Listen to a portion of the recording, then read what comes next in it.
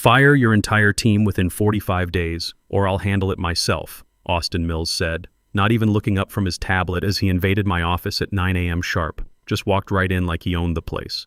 His $3,000 suit probably cost more than some of my guys make in a month. I'm Nathan Brooks, 52 years old, and I've been running teams longer than this kid's been out of business school. Spent 12 years in the Army before moving to corporate, and the last 8 years building something special at Titan Defense Systems. I kept my voice steady. These 10 people have delivered every contract on time. The Morrison project alone saved us $1.2 million last quarter. Austin finally looked up, that smirk I was already learning to hate spreading across his face. Your little brotherhood costs $2.4 million annually. The math doesn't work anymore, Nathan. Simple economics? Simple economics. This from a guy who probably never held a real job before his MBA from whatever Ivy League school printed his diploma. They need proper notice. Federal contracts require 45 days minimum for security clearance transitions. 45 days. He laughed like I'd told a joke. I've been brought in by Pinnacle Holdings to streamline operations for maximum efficiency. Your team represents exactly the kind of legacy thinking we're eliminating. He stood up, straightening his tie. Handle this transition professionally, or I'll bring security to escort them out personally. Your choice, Brooks. After he left, I sat there staring at the stack of commendations on my desk. Letters from Defense Department officials. Thank you notes from the team after we pulled off the impossible on the Blackwater contract 18 months ago. These weren't just employees, they were brothers and sisters who'd learned to trust each other through multiple crises. My team wasn't your typical corporate group. When I built this unit 8 years ago, I handpicked people others had written off as too old, too expensive, or too set in their ways. Eddie Fernandez, 47, former Navy mechanic who understood defense systems better than engineers with fancy degrees. His wife Maria had been battling cancer for 2 years, and their insurance was tied to his employment here. Sarah Kim, 44, single mom raising twin boys who'd been passed over for promotion for years but had an eye for detail that caught errors nobody else spotted. Her ex-husband had stopped paying child support 3 years ago. Mike O'Brien, 49, had been laid off from 3 different companies during the 2008 recession but could solve problems that stumped entire engineering departments. His daughter was starting her senior year at Syracuse, and he'd been saving for 4 years to pay for her last semester without student loans. Tom Hayes, 45, former Air Force communications specialist who'd lost his leg in Afghanistan but could navigate computer networks like he was born in cyberspace. His son had cerebral palsy and required specialized care that cost $4,000 monthly. These weren't just employees with salaries and benefits. These were people with families, mortgages, kids in college, medical bills, and dreams they'd worked decades to achieve. Most were over 45 in a job market that worshipped 25-year-old coders and buzzword-spouting MBAs. We'd claimed the basement conference room as our headquarters while other departments fought over corner offices. Down there, we rebuilt processes, caught problems before they became disasters, and saved the company millions. When defense spending cuts hit our sector 2 years ago and layoffs started hitting every department, we were the ones who figured out how to maintain performance with 30% less budget. That evening, I sent a simple message to our secure group chat. Parking lot behind building. 8 p.m. Family meeting. One by one, they showed up. 10 faces that had learned to trust my judgment through some pretty tough situations. Eddie brought thermos coffee for everyone because that's the kind of guy he is.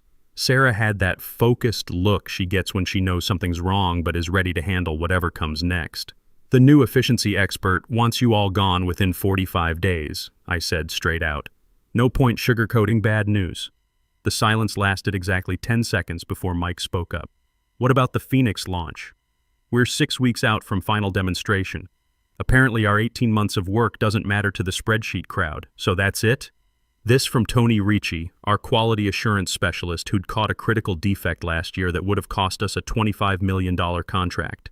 8 years of proving ourselves over and over, and we're just garbage to be thrown out because some consultant needs to show quick cost savings? I looked at each of them. These people had mortgages that depended on steady paychecks, kids who needed health insurance, parents in nursing homes, retirement accounts that had finally started recovering from the last recession. Austin Mills doesn't know what he's dealing with, I said quietly. He sees line items on a budget report. He doesn't see the people who actually make this company work. So what do we do? Sarah asked, that steel in her voice that I'd heard during the worst crisis moments. We show him exactly who he's dealing with. But, as I said those words, I was already thinking about something else. Austin hadn't just walked into my office with an ultimatum. He'd walked in with confidence. The kind of confidence that comes from knowing the game is rigged in your favor. Over the next 3 days, I started paying attention to things I'd been too busy to notice before. Like how Austin spent his first week interviewing senior management but never once talked to anyone below director level. How he walked through our workspace twice but never stopped to ask what anyone was actually working on. How he'd already prepared presentation materials about departmental redundancies before completing his assessment. And the phone calls, quick conversations that stopped when anyone walked by. Meetings with people I didn't recognize who carried themselves like private equity types. Expensive suits, calculating eyes, the kind of body language that comes from making money by dismantling other people's life's work. Austin wasn't just cutting costs. He was building something specific. By Friday, I'd seen enough to know we were dealing with something bigger than standard cost cutting. Austin's pattern was becoming clear. He wasn't just eliminating departments. He was positioning himself to control what came next. That's when I asked Tom Hayes to run a quiet security audit on our network access logs. Tom's one of those guys who notices things others miss. Former Air Force communications specialist who'd learned to spot patterns during counterintelligence operations in Afghanistan. If someone was poking around where they didn't belong, Tom would find the digital footprints. What he discovered on Monday morning made my blood run cold. "Someone's been accessing our project files after hours," Tom reported, pulling up logs on his secure laptop. Phoenix Defense Contract, Morrison Logistics System, even the classified Homeland Border Security Project. Access timestamps show Austin's credentials, but he's examining technical specifications way beyond any legitimate business review. I studied the screen. Could he be copying our proprietary methods? Worse than that, Nathan. Look at this. Tom highlighted a series of file modifications. He's been changing critical test parameters in the Phoenix system. Small alterations to security protocols, modifications to performance benchmarks. Nothing obvious enough to trigger automatic alerts, but significant enough to cause system failures during the client demonstration. The implications hit me like a punch to the gut. If Phoenix fails during the Defense Department demo, it gets blamed on our team's design work. Meanwhile, Austin's already positioned to recommend emergency contractors to fix the mess he created. I felt that familiar calm that settles over you right before a firefight. Can you restore the original parameters without leaving traces? Already done. But Nathan, there's more. I traced some of his after-hours communications. He's been in regular contact with Coastal Solutions Group for the past month. I'd never heard of them, but Tom's research painted a clear picture. Coastal was an offshore consulting firm specializing in emergency technology interventions. What made them interesting was their client list. Every company Austin had previously restructured ended up hiring Coastal within 6 months of his arrival, always at premium emergency rates. That weekend, I did what any good soldier does when facing an unknown enemy. I gathered intelligence. Saturday morning found me in the basement of the public library, using their computers to research Austin Mills and Pinnacle Holdings, the private equity firm backing his efficiency initiatives. 3 previous companies, identical pattern. Austin would identify redundant departments, eliminate experienced teams, then create operational crises that required expensive external solutions. Each time, Coastal Solutions Group appeared as the recommended vendor, charging 3 to 4 times normal consulting rates for work that suspiciously resembled what the eliminated internal teams had been doing. The beauty of the scam was its simplicity. Private equity firms loved the immediate cost reductions that boosted quarterly profits. By the time the hidden costs of the emergency contractors became apparent, Pinnacle had already sold their stake and moved on to the next target. Sunday night, I called an emergency meeting at my house. As my team gathered in my living room, these people who'd become family over 8 years of working together, I knew we were facing something that went far beyond job security. Austin Mills isn't just restructuring, I told them, spreading printouts across my coffee table. He's running a systematic fraud operation, and we're the first phase. Eddie picked up one of the financial reports. You're saying he's deliberately sabotaging our work to justify bringing in his buddies? That's exactly what I'm saying. Tom found evidence he's been modifying our Phoenix project files to guarantee system failures during the Defense Department demonstration. Sarah leaned forward. So when Phoenix crashes, it looks like our team screwed up a $25 million contract. And Austin rides to the rescue with Coastal Solutions Group at $1.8 million to fix the mess he created, Mike added, studying the pattern analysis.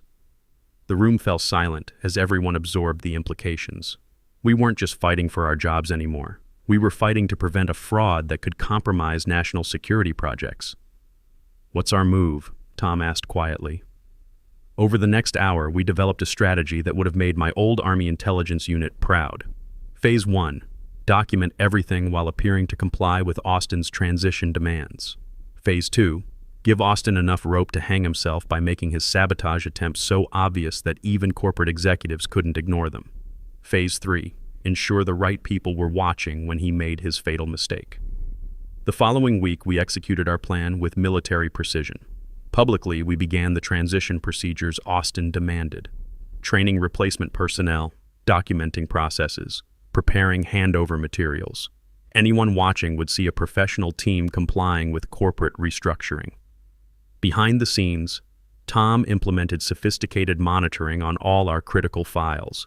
Every access, every modification, every attempted change was being recorded with military-grade precision. We were building an ironclad case that would stand up to federal scrutiny. Meanwhile, I made a phone call to someone I hadn't spoken to in 3 years, Colonel James Wright, retired, now working as a Defense Department contract oversight specialist. If Austin was compromising classified projects, Jim needed to know. "Nathan Brooks," his voice boomed through the secure line, "heard you were doing solid work in the private sector. Jim, I need to brief you on a potential security breach involving defense contracts. How soon can we meet?" After I explained the situation, including Austin's unauthorized access to classified files and systematic sabotage attempts, Jim was quiet for a long moment. "You're talking about active Level 2 classified projects? Phoenix system has Level 2 classification. If Austin's modifications had gone live during the Defense Department demonstration, that's not just corporate fraud, Nathan. That's a potential national security violation. I'll need to coordinate with the DoD Inspector General's office. How solid is your evidence? Digital forensics that would hold up in federal court. Give me 2 weeks to set up a proper investigation channel. Meanwhile, keep documenting everything, but don't tip your hand. If this is as big as you're describing, we need to catch them in the act." 2 weeks later, Austin walked straight into our trap. Friday morning, he called me into what used to be our main conference room. He'd claimed it as his temporary office, papers spread across the table like battle plans. Financial projections, org charts with red X marks, and contractor proposals stacked in neat piles. "Nathan, we need to discuss an urgent situation with the Phoenix project," he said, gesturing to a chair across from him. His confidence was unshakable, the kind that comes from believing your plan is foolproof. I sat down, keeping my expression neutral. "What kind of situation?" "My technical review has identified critical vulnerabilities in the Phoenix security architecture. System failures that could compromise the entire Defense Department demonstration next week." The irony was perfect. He was describing problems he'd created himself, trying to position himself as the hero who discovered them. "What sort of vulnerabilities?" I asked, knowing Tom was recording every word through the conference room's updated security system. Austin leaned forward, pulling up files on his laptop. Authentication protocol failures, encryption key management issues, network penetration points that could allow hostile access. "Frankly, I'm surprised your team missed such fundamental security gaps." Each vulnerability he described was actually a direct result of his unauthorized modifications to our original code. The authentication failures came from his altered password requirements. The encryption issues stemmed from his changes to our key rotation schedules. The network vulnerabilities were backdoors he'd inserted himself. "This is serious," I said, maintaining concerned professionalism while internally celebrating his performance. "Can our internal team address these issues?" "Unfortunately, no. The complexity requires specialized expertise we don't have in-house. I've researched emergency response contractors, and I have 3 qualified firms who could handle immediate remediation. He slid 3 proposals across the table. Coastal Solutions Group sat on top, their quote prominently displayed, $1.8 million for comprehensive security remediation and deployment support. Coastal offers the most robust solution, Austin continued. Full penetration testing, security architecture redesign, and guaranteed deployment support. Their team has handled similar emergencies for other defense contractors. I studied the proposal like I was genuinely considering it. The timeline's aggressive. Phoenix demonstration is scheduled for next Thursday, which is exactly why we need to act immediately. One more day of delay could mean losing the entire $25 million contract renewal. Perfect. He'd just established motive, timeline, and financial impact on record. What's the approval process for emergency expenditures at this level? I asked. I'll present the situation to the board on Monday. Given the security implications and Defense Department involvement, I expect immediate authorization. As I left his office, my phone buzzed with a message from Tom. Audio quality excellent. Digital forensics package ready for federal review. That afternoon, Colonel Wright called with an update that changed everything. Nathan, DoD Inspector General, is treating this as a priority investigation. We've coordinated with FBI Cybersecurity Division. They want to observe Austin's next moves directly. How directly? Federal agents will be on site Monday for the board meeting. Not as obvious observers. They'll be introduced as new Defense Department liaison officers, reviewing contractor security protocols. The trap was closing, but we needed Austin to spring it completely. Monday morning arrived with unexpected energy in the building. Word had leaked that important Defense Department representatives would be attending the quarterly board meeting. What people didn't know was that 2 of those representatives carried FBI credentials and had spent the weekend reviewing our evidence package. At 9 a.m. sharp, the boardroom filled with faces I recognized, and several I didn't. Hugo Price, our CEO, sat at the head of the table looking more serious than usual. Board members filed in with expressions that suggested they knew something significant was happening. The 2 federal agents entered with Defense Department credentials that would pass casual inspection. Agent Martinez introduced himself as the new regional liaison for contractor oversight. Agent Thompson was presented as a cybersecurity compliance specialist. Both carried themselves like career military, which they were, before joining federal law enforcement. Before we begin our quarterly review, Hugo announced, we need to address urgent security concerns regarding the Phoenix project. Austin, you've been investigating this situation. Austin stood up, projecting absolute confidence. For the next 10 minutes, he delivered a masterful presentation about the critical vulnerabilities he'd discovered in our Phoenix system. His slides showed detailed technical analysis of security gaps, timeline projections for potential failure, and financial impact assessments. These aren't minor bugs, he explained to the room. These are architectural failures that threaten the entire platform. Without immediate intervention by qualified specialists, the Defense Department demonstration will likely result in system compromise and contract termination. Agent Martinez leaned forward with interest. Mr. Mills, how did you identify these specific vulnerabilities? Comprehensive code review and penetration testing over the past 3 weeks. I have extensive technical background in system security analysis. That was his first major lie, and both agents caught it. Austin's background was MBA finance, not cybersecurity. Impressive technical depth, Agent Thompson noted. Could you walk us through your testing methodology? Austin hesitated for exactly 2 seconds, long enough for everyone to notice. Standard industry protocols, network scanning, code analysis, authentication testing. His second lie, since our monitoring showed he'd never run legitimate security tests. The critical issue, Austin continued, is timeline. We need emergency contractor support immediately. I've identified 3 qualified firms, with Coastal Solutions Group offering the most comprehensive remediation package. He distributed copies of the Coastal proposal to everyone present. $1.8 million seems substantial for emergency support, Hugo observed. Quality costs, Austin replied smoothly. The alternative is losing a $25 million defense contract and potentially facing security breach investigations. Agent Martinez studied the proposal carefully. Mr. Mills, how familiar are you with Coastal Solutions Group's previous work?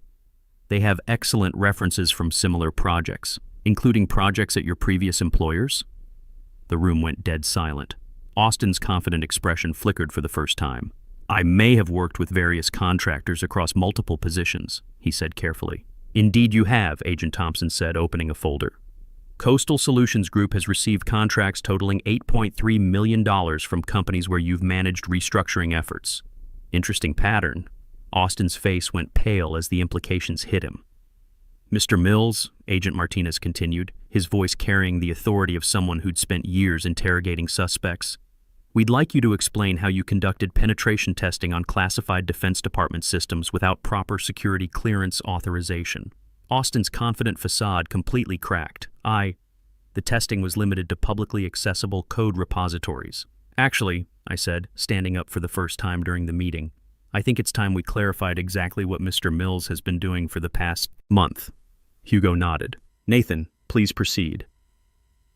I connected my laptop to the conference room projector. The screen displayed a timeline of Austin's unauthorized access to our systems, each entry documented with military precision. For the past 4 weeks, we've been monitoring all access to the Phoenix Project files. What we discovered was systematic sabotage designed to create the exact vulnerabilities Mr. Mills just described to this board. The presentation continued methodically. Screenshots of original code versus Austin's modifications. Authentication protocols that worked perfectly until he altered the parameters. Encryption systems that functioned flawlessly before his unauthorized changes. Every security vulnerability he identified was created by his own modifications to our original design, I explained. The authentication failures result from password requirements he inserted. The encryption issues stem from key rotation schedules he altered. The network vulnerabilities are backdoors, he added himself. Board members leaned forward, studying the evidence with growing alarm. Agent Thompson spoke up. Mr. Brooks, how long has your team been documenting this activity? Since we discovered the unauthorized access 3 weeks ago, we've recorded every file modification, every system login, every attempt to compromise our classified projects. I advanced to the next slide showing Austin's communication logs with Coastal Solutions Group. We also traced Mr. Mills's coordination with Coastal Solutions Group. Phone records show 47 calls over the past month, including several conversations where he discussed creating necessary complications to justify emergency contractor intervention. The room erupted in murmurs as board members realized the scope of what they were witnessing. This is fabricated, Austin said desperately. They're trying to frame me because they can't accept being eliminated for efficiency reasons. Agent Martinez opened his folder and removed a document marked with federal seals. Mr. Mills, you're currently under investigation by the Department of Defense Inspector General for violations of the Defense Contract Security Manual. Your previous security clearance was revoked in 2019 for undisclosed financial relationships with foreign entities. The silence in the room was deafening. Additionally, Agent Thompson continued, our investigation has identified similar patterns at 4 other defense contractors where you managed restructuring operations. We estimate the total fraudulent contracts exceed $12 million over 3 years. Hugo stood up slowly. Security will escort you from the building, Austin. Our legal department will cooperate fully with the federal investigation. As Austin was led away, still protesting his innocence, Agent Martinez turned to address the room. The Phoenix Project was never actually compromised. Mr. Brooks's team implemented security protocols that isolated the original code from any unauthorized modifications. The system remains fully operational and secure. 3 weeks later, the Phoenix system demonstration went off without a single glitch. My team watched from the boardroom as 18 months of our work performed exactly as designed. 0 failures, 0 security breaches, 0 complications. The Defense Department observers were so impressed they authorized a $47 million contract extension on the spot. Austin Mills made national news, but not the way he'd planned. Former defense contractor executive charged in multi-million-dollar fraud scheme ran across every major network, while my team celebrated in our new headquarters, a proper department with windows, updated equipment, and recognition as the Strategic Security Division. Federal prosecutors allege a 3-year conspiracy to defraud defense contractors through systematic sabotage and fraudulent emergency contracts, the CNN anchor reported. The scheme allegedly compromised multiple classified projects and funneled over $12 million to offshore entities with suspected foreign intelligence connections. Eddie raised his coffee mug. to watching arrogant kids learn expensive lessons, Sarah added, to proving that experience beats spreadsheets every time. But the victory went deeper than just Austin's downfall. The federal investigation had exposed an entire network of corrupt consultants targeting defense contractors. Pinnacle Holdings was under federal scrutiny for their role in the conspiracy. 3 other companies were conducting internal investigations. The whole scheme had unraveled because one team of veterans refused to go quietly. Hugo stopped by our new office that afternoon with news that made the victory complete. "The board approved your promotion to Executive Vice President of Strategic Security," he said, handing me official documentation. "Also approved expanding your team to 15 people and establishing formal oversight authority for all classified contract security." I looked around at my team. These people who'd been written off as too old, too expensive, too set in their ways. Now the Defense Department was using our security model as the template for contractor oversight across the entire industry. "There's one more thing," Hugo continued. "DoD wants to establish a new classification of preferred contractor status for companies with veteran-led internal security teams. Apparently, having people who understand both military discipline and corporate operations is becoming a national security priority." 6 months later, I was cleaning out my old desk when I found Austin's business card from our first meeting. On the back, he'd written his personal motto, "Efficiency through elimination." I thought about that phrase as I watched my expanded team working in their new facility. Austin had been efficient, all right. Efficiently corrupt, efficiently arrogant, efficiently wrong about who he was dealing with. Real efficiency isn't about cutting people, it's about putting the right people in the right positions and trusting them to do what they do best. Austin saw 10 older workers drawing salaries. We saw 10 specialists with 200 years of combined experience who'd learned to trust each other through multiple crises. He saw expense reports. We saw brotherhood. The best revenge isn't always dramatic confrontation. Sometimes it's simply ensuring that competence wins over corruption, that experience trumps arrogance, and that people who've earned their place through years of service get to keep it.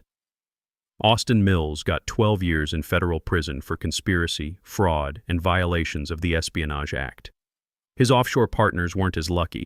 Several faced espionage charges with no plea bargains available. My name is Nathan Brooks, Executive Vice President of Strategic Security at Titan Defense Systems. And I sleep very well knowing that some sharks learned the hard way that veterans don't just fade away quietly.